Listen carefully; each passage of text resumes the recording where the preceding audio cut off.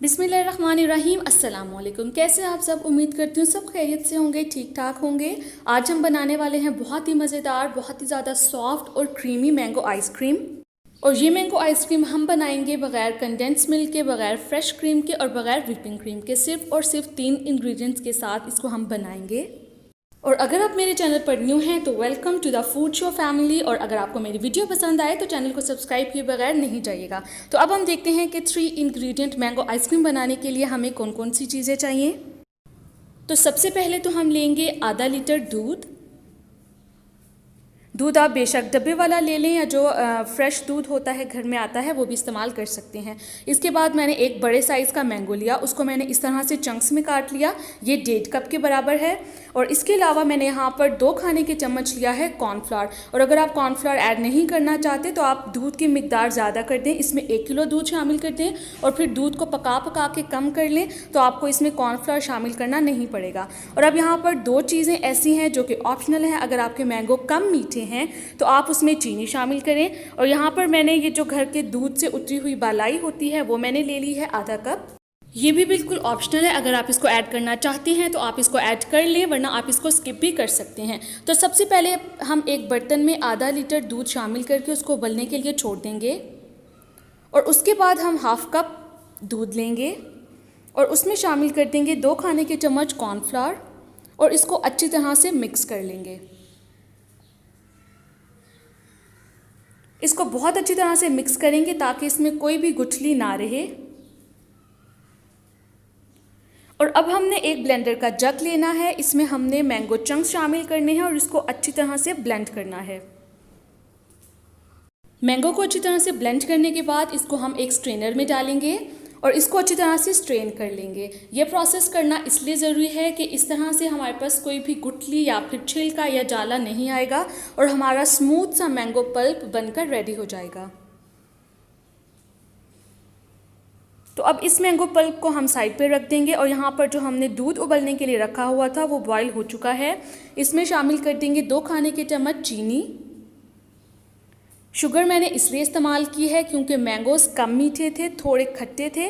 तो अगर आपके मैंगो ज़्यादा मीठे हों तो आप इसमें शुगर इस्तेमाल ना करें। तो जब चीनी अच्छी तरह से मिक्स हो जाएगी तो फिर हमने इसमें शामिल कर देना है कॉर्नफ्लावर और मिल्क का जो हमने मिक्सचर बनाकर रखा हुआ था वो, और इसको हमने साथ साथ हिलाते जाना है।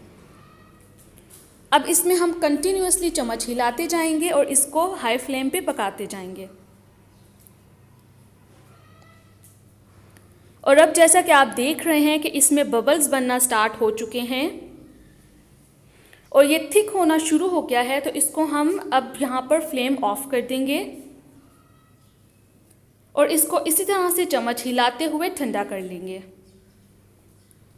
तो अब यहाँ पर चम्मच हिलाना इसलिए ज़रूरी है कि अगर हम इसमें चम्मच नहीं हिलाएंगे तो ये बहुत ज़्यादा थिक हो जाएगा और इसमें मलाई की तह जम जाएगी जो हमें नहीं चाहिए। तो अब यहाँ पर हमारा मिल्क अच्छी तरह से ठंडा हो चुका है, इसमें हम शामिल कर देंगे मैंगो पल्प और इसके साथ ही मैंने हाफ कप जो बालाई रखी हुई थी वो शामिल कर देंगे और इसको एक दफ़ा अच्छी तरह से हिला देंगे। अब हम इसको ट्रांसफ़र कर देंगे एक ब्लेंडर में और इसको 1 से 2 मिनट के लिए ब्लेंड कर लेंगे ताकि तमाम चीज़ें अच्छी तरह से ब्लेंड हो जाएं।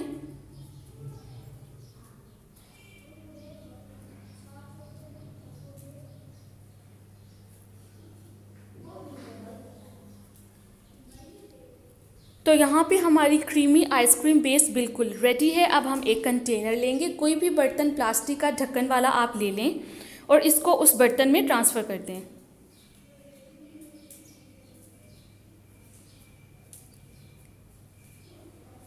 अब हम इसको कवर करके छोड़ देंगे फ्रीज़र में 2 से 2.5 घंटे के लिए ताकि ये सेमी सॉलिड हो जाए। ये आइसक्रीम बनाने की परफेक्ट रेसिपी है, सिर्फ और सिर्फ 3 इंग्रेडिएंट्स के साथ। मुझे उम्मीद है कि आपको ये रेसिपी बहुत ज़्यादा पसंद आई होगी। और अगर आपको मेरी रेसिपी पसंद आए तो याद से मेरी वीडियो को लाइक कर दें और मेरे चैनल को ज़्यादा से ज़्यादा शेयर करें। तो यहाँ पर 2 घंटे गुजर गए हैं तो आप देख सकते हैं कि जो हमारी क्रीमी बेस है वो सेमी सॉलिड है, इसमें पूरी तरह से बर्फ़ नहीं जमी।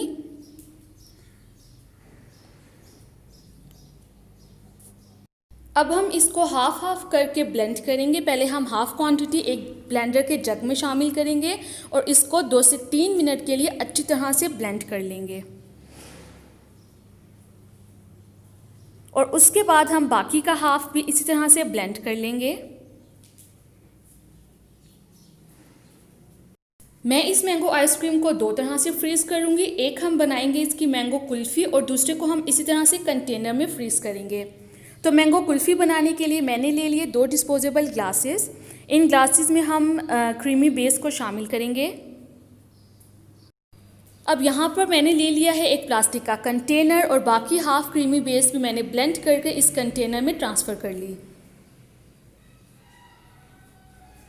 और अब मैं आपको बताऊंगी कि हमने इनको कवर किस तरह से करना है। तो ग्लासेस को कवर करने के लिए मैंने यहाँ पर ले ली है एल्युमिनियम फॉइल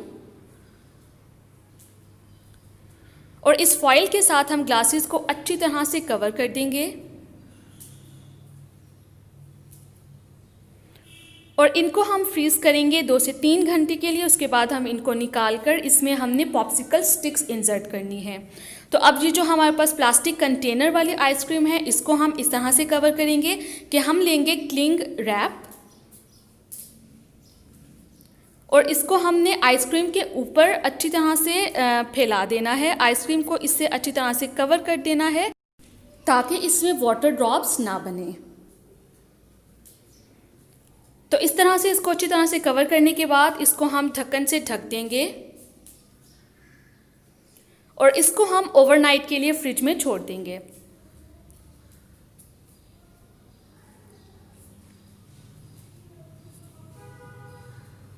अब यहाँ पर 3 घंटे गुजर चुके हैं। अब हम इन डिस्पोजेबल ग्लासेस में पॉप्सिकल स्टिक्स इंसर्ट करेंगे। तो इनको इंसर्ट करने का तरीका ये है कि आपने ग्लास के बिल्कुल सेंटर में फॉइल के ऊपर छुरी की मदद से हल्की सी लाइन लगानी है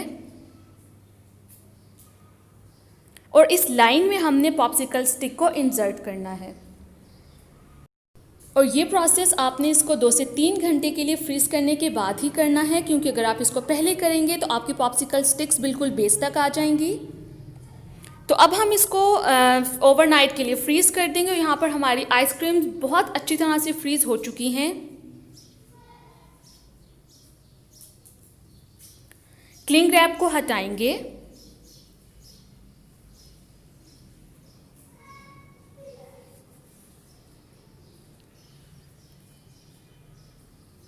और इस तरह से हमने इसको प्लेट में ट्रांसफ़र कर लेना है।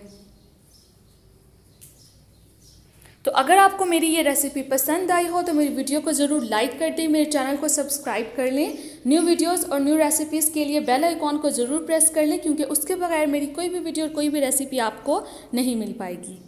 तो अगर आपको 3 इंग्रेडिएंट चॉकलेट आइसक्रीम की रेसिपी चाहिए हो तो वो मैं पहले ही अपने चैनल पर लगा चुकी हूँ। लिंक मैं डिस्क्रिप्शन बॉक्स में मेंशन कर दूँगी, जहाँ से आप उस रेसिपी को देख सकते हैं। न्यू वीडियोस और न्यू रेसिपीज़ के साथ फिर हाजिर होंगी। तब तक के लिए दुआ में मुझे याद रखिएगा। अपना और अपने घर वालों का बहुत ज़्यादा ख्याल रखिएगा। खुदा हाफिज़।